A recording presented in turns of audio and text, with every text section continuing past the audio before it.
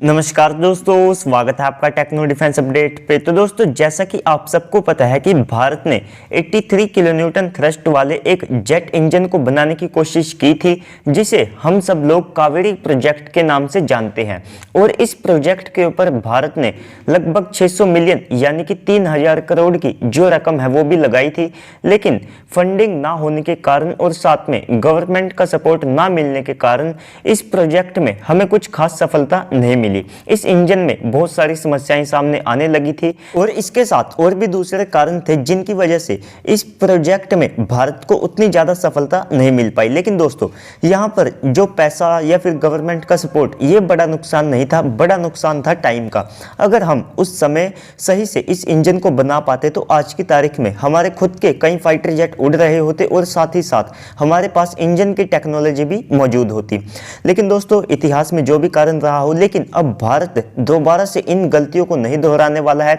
तो डीआरडीओ ने अब ये प्लान बनाया है कि वे जल्द से जल्द इस इंजन को तैयार करेंगे और साथ ही साथ ये इंजन 110 किलो न्यूटन थ्रस्ट का तो होगा ही, लेकिन अब वे जल्द से जल्द इसके ऊपर काम शुरू करना चाहते हैं। तो डीआरडीओ ने इसके लिए एक योजना बनाई है कि ये जो इंजन है ये एक नेशनल प्रोजेक्ट तो होगा ही, साथ ही साथ इस डील के साइन होने के लगभग 36 महीनों यानी कि 3 साल के अंदर लगभग 8 इंजन को वे बनाएंगे और साथ ही साथ उनके ऊपर जो ग्राउंड टेस्टिंग है उसको वे शुरू भी कर देंगे, जिसमें इस इंजन के जो ग्राउंड रन है उनको किया जाएगा, इसकी थ्रस्ट को चेक किया जाएगा और साथ ही साथ जो हीट सिग्नेचर है उसको भी यहाँ पर टेस्ट किया जाएगा। जितने भी ग्राउंड के ऊपर टेस्ट पॉसिबल है उनको यहाँ पर कंडक्ट किया जाएगा और साथ ही साथ सभी जो पैरामीटर्स हैं उनको अचीव किया जाएगा। तो इनके टेस्ट होने के बाद लगभग 6 और नए इंजन को बनाया जाएगा। तो टोटल आप कह सकते हैं कि टेस्टिंग के लिए 14 जो इंजन के प्रोटोटाइप है उनको यहाँ पर बनाया जाएगा। तो दोस्तों, ये जो नए 6 इंजन होंगे इनका इस्तेमाल फ्लाइट टेस्ट के लिए किया जाएगा।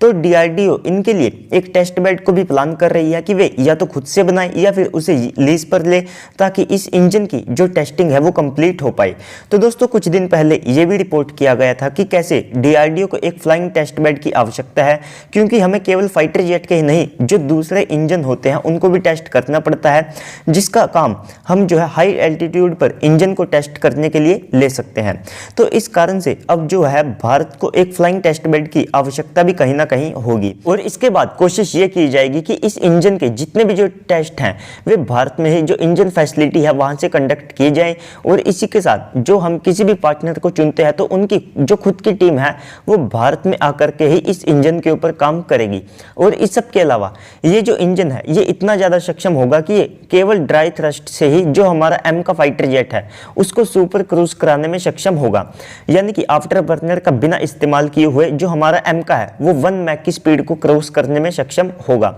तो जीटीआरई और साथ में एचएएल ने यहाँ पर योजना बनाई है कि वे जिस भी विदेशी पार्टनर के साथ इस इंजन को बनाएंगे तो इसकी टाइमलाइन को टोटल 7 साल का रखा जाएगा। उसमें ही शायद से जो टेस्टिंग पीरियड है उसको भी ऐड किया जाएगा, यानी कि 7 साल में इस इंजन को बना करके टेस्ट करके इसको पूरी तरह से तैयार कर लिया जाएगा। तो अगर आप बात करते हैं कि पहला इंजन कब तक बन करके तैयार होगा, तो देखिए दोस्तों, जैसे ही ये जो डील है ये ऑफिशियली साइन होती है तो जो पहला इंजन है डीआरडीओ का प्लान है कि उसको वे 2 साल के अंदर जो है तैयार कर लेंगे और साथ में टेस्टिंग के लिए उसको हैंडओवर भी कर दिया जाएगा। तो दोस्तों, एचएएल के साथ इस प्रोजेक्ट में 3 और जो प्राइवेट फर्म होगी भारत की वे शामिल होगी, जो कि इस इंजन को बनाने में मदद करेगी और साथ ही साथ इस इंजन की जो मैन्युफैक्चरिंग है उसमें भी मदद करेगी। तो इस इंजन में लगभग 20% थ्रस्ट को और ज्यादा इंक्रीज करने के लिए जो रूम है उसको छोड़ा जाएगा, ताकि आने वाले समय में हमारे जो फाइटर जेट होंगे उनकी जो आवश्यकता है उसके अनुसार इस थ्रस्ट को और ज्यादा बढ़ाया जा सके। और मेनली यहाँ पर जो भारत का 6th जनरेशन का फाइटर जेट होगा उसको मेंशन किया गया है ताकि उसमें इस इंजन का इस्तेमाल किया जा सके। तो इस इंजन की अगर आपको थोड़ी सी जो खूबियां हैं वो बताऊं तो यहाँ पर ये हाई थ्रस्ट का इंजन होगा, साथ ही साथ ये कम फ्यूल को कंज्यूम करेगा और भारत का जो टेरेन है कहीं गर्मी कहीं सर्दी तो वहां पर ये अच्छा परफॉर्म करने में कैपेबल होगा। तो इस प्रोजेक्ट में भारत 4 से लेकर के 5 बिलियन यूएस डॉलर का जो अमाउंट है वो लगाने वाला है और साथ ही साथ भारत को खुद बहुत बड़े नंबर में जो इंजन है उनकी आवश्यकता पड़ने वाली है। तो इस कारण से हम इतने बड़े नंबर में इतने इंजन को जो है इंपोर्ट नहीं कर सकते हैं। अब जो रफली मैं आपको एस्टिमेट देता हूं लगभग 500 से ज्यादा जो इंजन है उनकी आवश्यकता भारत को पड़ेगी, क्योंकि अगर आप एक रफली एस्टिमेट भी लगा करके चलते हैं तो भारत 125 से ज़्यादा जो ट्विन इंजन एम का है उनको लेगा। साथ ही साथ यहाँ पर जो 100 से ज़्यादा टेडी बीएफ है उनको प्लान किया गया है और इसी के साथ जो 170 तेजस MK2 है उनको भी लिया जाएगा।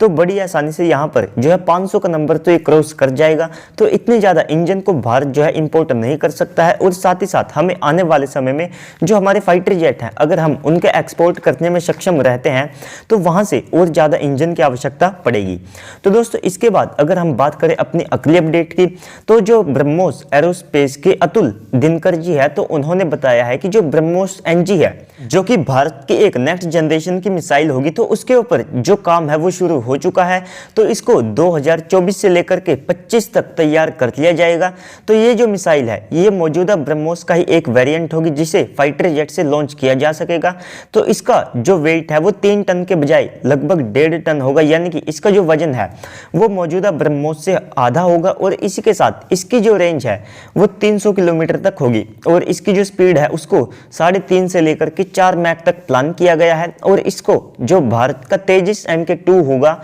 वहां से फायर किया जा सकेगा। और साथ ही साथ जो तेजस MK1A फाइटर जेट है जो कि लाइट वेट कैटेगरी का फाइटर जेट है तो वहां से भी इसे लॉन्च किया जा सकेगा। तो दोस्तों ये जो मिसाइल है ये दोनों ही फाइटर जेट को काफी ज्यादा घातक बनाएगी। तो इससे हमारे जो फाइटर जेट है उनके जो वेपन पैकेज है उसमें जो वेपन की वैरायटी है वो और ज्यादा इससे बढ़ेगी। तो दोस्तों इसके बाद अगली अपडेट की बात करें तो जो HAL के चीफ है उन्होंने बताया है कि जो IGT यानी कि इंटरमीडिएट ट्रेनर जेट है यानी कि जिसे हम HJT-36 सितारा के नाम से जानते हैं तो उसका जो मास प्रोडक्शन है वो आने वाले 2 साल में शुरू कर दिया जाएगा। तो ये जो एयरक्राफ्ट है ये एक सेकंड स्टेज ट्रेनर एयरक्राफ्ट है जिसने 6 टन स्पिन को सफलतापूर्वक जो है परफॉर्म किया है। तो इसी के साथ जो HAL है उनके पास जो ट्रेनर जेट है खुद की एक फ्लीट तैयार हो चुकी है जिसमें HTT-40 जो कि एक बेसिक ट्रेनर एयरक्राफ्ट है यानी कि BTA और इसी के साथ भारत जो IJT हॉक एडवांस ट्रेनर है उसको भी इस्तेमाल करता है।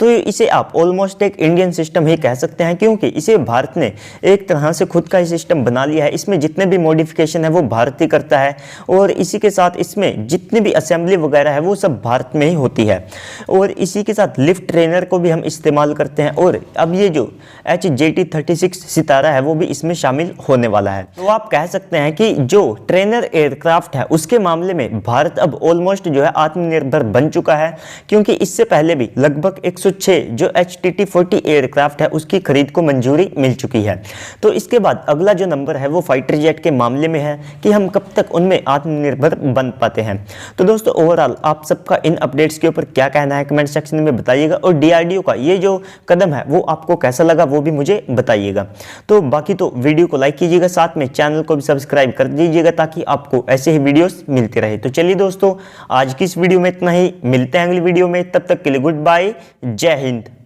हम तो हो गए